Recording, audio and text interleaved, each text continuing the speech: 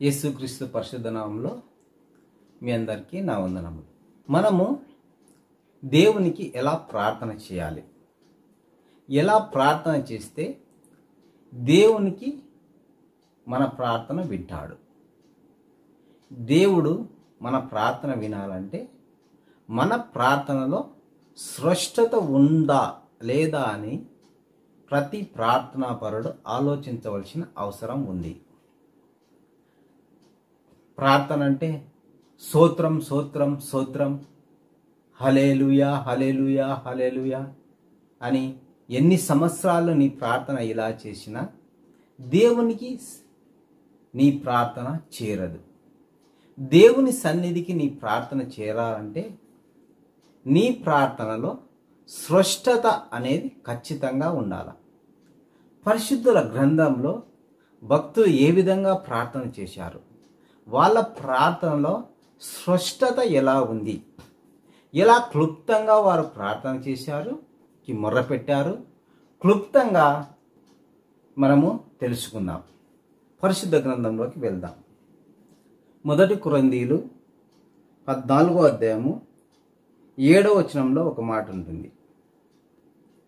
పిల్లన గ్రోవి గాని వీణ గాని నిర్జీవ వస్తువుల నాదమిచ్చినప్పుడు స్వరములో భేదము కలగజేయని ఎడల ఊదినదేదో మీటినదేదో ఎలాగూ తెలుస్తుంది.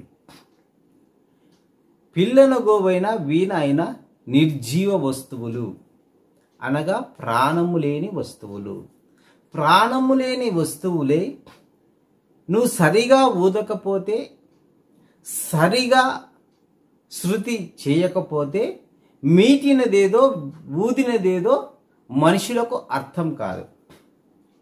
నిర్జీవ వస్తువులే వాటి ధ్వనిలో స్పష్టత లేనప్పుడు అవి మనుషులకు అర్థం కాకపోతే నీవు చేయు ప్రార్థన, నీవు చేయునది దేవుని దృష్టికి స్పష్టత లేకపోతే ఎలా దేవుని సన్నిధికి చేరుతుంది?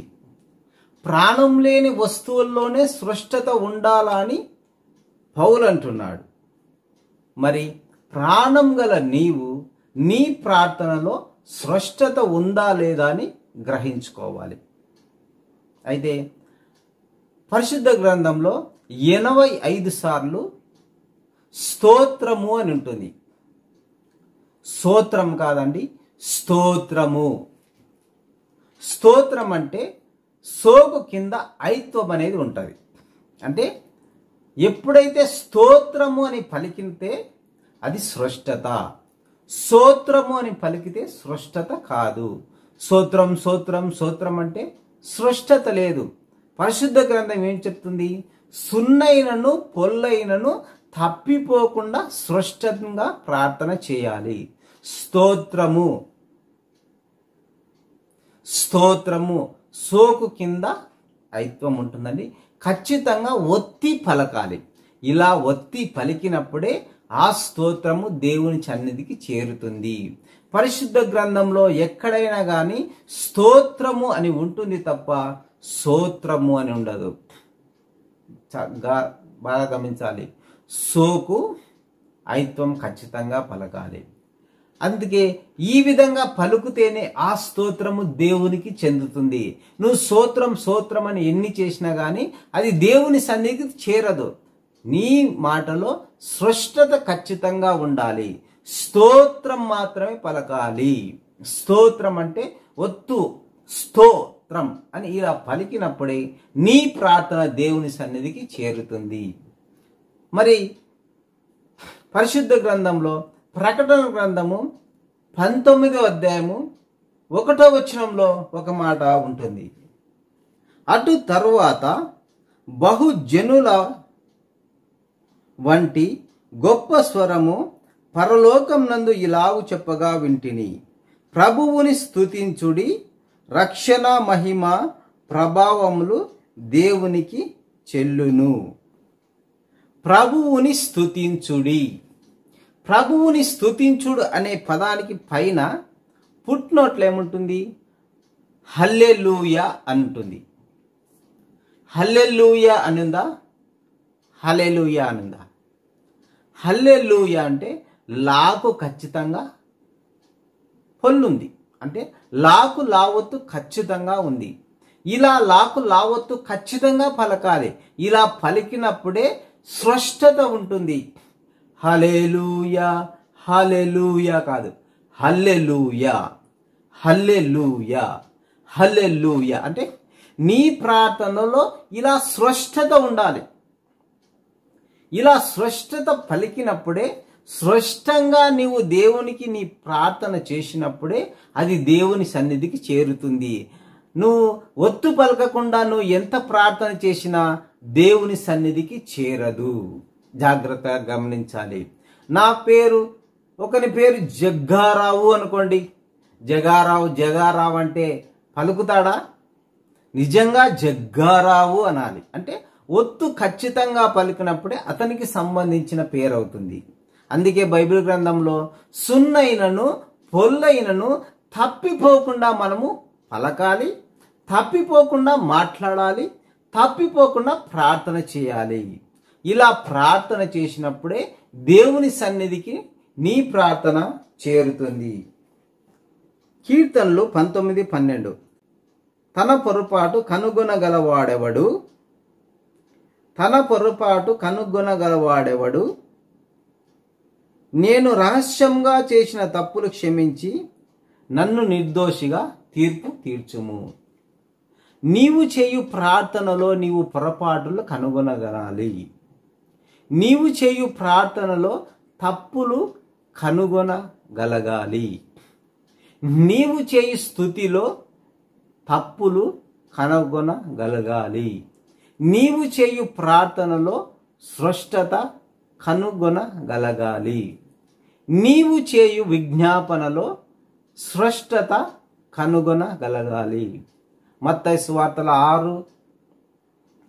6:6లో ఉంటుంది, మీరు ప్రార్థన చేయనప్పుడల్లా అన్యజనుల వలె విస్తారమైన మాటలు ఉచ్చరింపవద్దు. మీకు ఏమి కావాలనో మీ తండ్రికి తెలియను. అయితే నీకు కావలసినదేదో, నీకు అవసరమైనదేదో స్పష్టంగాను నిదానంగాను దేవునికి విన్నవించడం నేర్చుకోండి. అలా ప్రార్థన చేసినప్పుడే నిర్జీవ వస్తువులకే స్పష్టత ఉండాలని దేవుడు ఆలోచిస్తున్నప్పుడు నీ ప్రార్థనలో, నీ స్వరము ధ్వనిలో దేవునికి స్పష్టంగా నీ ప్రార్థన చేయాలి. స్తోత్రము అనే ఒత్తు పలికి స్తోత్రం చెల్లించాలి. హల్లెలూయా అని ఒత్తు పలికి చెల్లించాలి. అంటే మన పొరపాటును మనము కనుగొనగలగాలి అని దేవుని వాక్యం సెలవిస్తూ ఉంది. మన ప్రార్థనలో మనం తప్పులు కనుగొనాలి. మన ప్రార్థనలో స్పష్టత ఉండాలి. ఇలా తప్పులు లేకుండా మనం ప్రార్థన చేసినప్పుడే దేవుని సన్నిధికి, మనం ఒక అధికారి దగ్గరికి వెళ్ళినప్పుడు మనం స్పష్టంగా మనకు కావలసినది వివరించకపోతే మనకు సహాయము ఏ విధంగా దొరకదో, దేవాది దేవుని దగ్గరికి మనం వెళ్ళేటప్పుడు మన ప్రార్థనలో స్పష్టత ఉండాలి. స్తోత్రములు ఒత్తి పలకాలి. హల్లెలూయా అనే పదం లావొత్తు ఒత్తి పలకాలి. ఇలా సున్నా పొల్లు తప్పిపోకుండా నీవు ప్రార్థన చేసినప్పుడే దేవుని సన్నిధికి నీ ప్రార్థన చేరుతుంది. ఖచ్చితంగా నీవు దీనికి తగిన ప్రతిఫలములు పొందుకుంటావు.